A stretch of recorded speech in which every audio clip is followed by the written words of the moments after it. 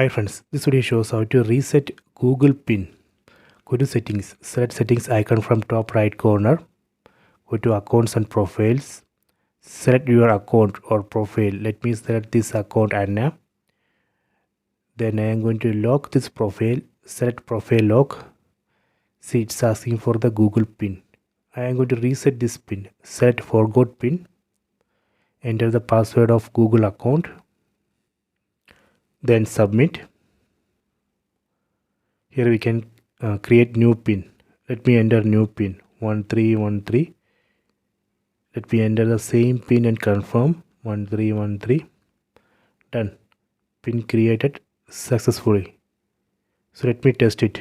Let me unlock the profile, then again lock. See, it's asking for the PIN. Here I need to enter that new PIN 1313. See, it's working. So this way we can reset Google PIN. Please try this. I hope you have enjoyed this video.